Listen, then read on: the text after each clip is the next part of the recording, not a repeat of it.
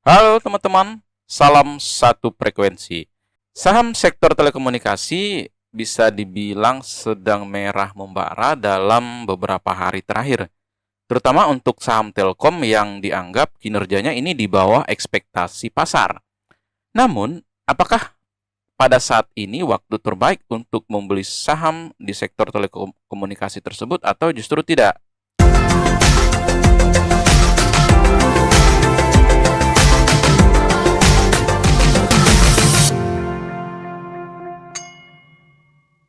Saham Telkom mencatatkan penurunan sebesar 11% dalam sepekan terakhir. Penyebabnya adalah realisasi kinerja keuangan yang tidak sesuai ekspektasi pasar. Sejatinya saham Telkom diperkirakan mencatatkan pertumbuhan laba bersih 24%, tetapi hanya mampu mereka capai 18%. Namun jika dilihat dari kenaikan laba bersihnya 18% ini bukan didorong oleh operasional bisnis intinya. Pasalnya pendapatan Telkom hanya tumbuh 1,3% menjadi 149,21 triliun. Hal ini dipicu oleh pendapatan Telkom dari Telkomsel yang secara generalisir berasal dari pendapatan Telkom, yakni mayoritas seluler, kemudian pendapatan data internet dan SMS, serta pendapatan IndiHome yang hanya tumbuh 0,53% menjadi 128,69 triliun. Pendapatan perseroan lainnya seperti pendapatan interkoneksi, jaringan, dan layanan lainnya naik lebih tinggi yakni 6,38% menjadi 20,51 triliun. Namun porsi ini memang lebih kecil. Lantas, apa yang mendrive pertumbuhan laba bersih Telkom? Jawabannya ada penurunan kerugian yang belum direalisasikan Telkom menjadi 748 miliar dibandingkan dengan periode sebelumnya 6,43 triliun. Nah, penurunan ini disebabkan kerugian investasi yang belum direalisasikan di saham Goto yang diperkirakan angkanya mencapai 119 miliar, serta kerugian nilai wajar investasi MDI atau modal ventura milik Telkom senilai 514 miliar. Nah, sebagai catatan, jika melihat tren investasi jangka panjang Telkom, perseroan mencatatkan penurunan investasi jangka panjang yang mayoritas dari Goto, serta bagian kecil dari Rans sebesar 5% menjadi 5,02 triliun. Namun, menurut kami, penurunan floating loss Telkom dari Goto ini sebenarnya kurang logis.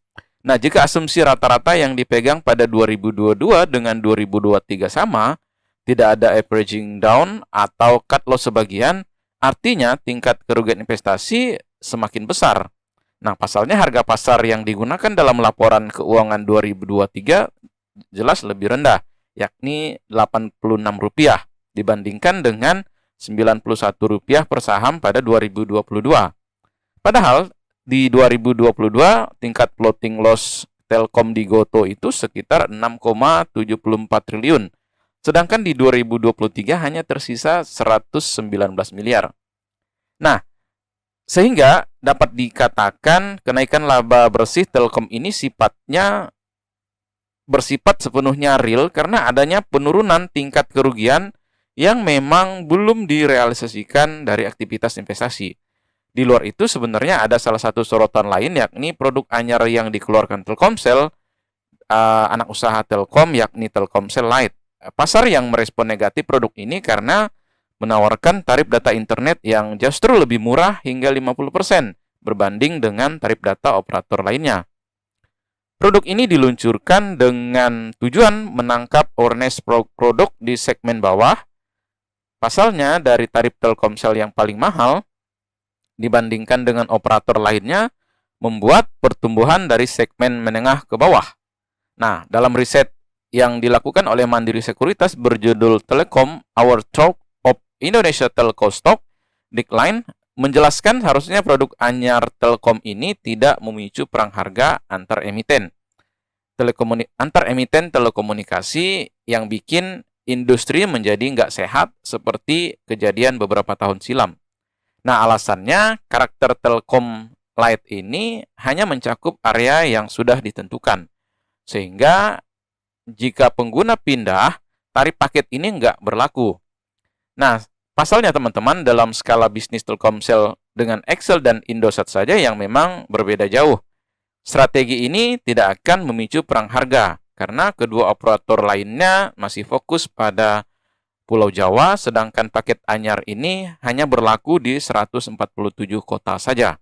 Sementara pertumbuhan kinerja Telkom ini cenderung moderat di kisaran 7 hingga 12% per tahun. Nah, jika dibandingkan dengan kondisi valuasi saat ini, sebenarnya saham Telkom akan lebih menarik jika harganya ini tembus di Rp3.300 per saham.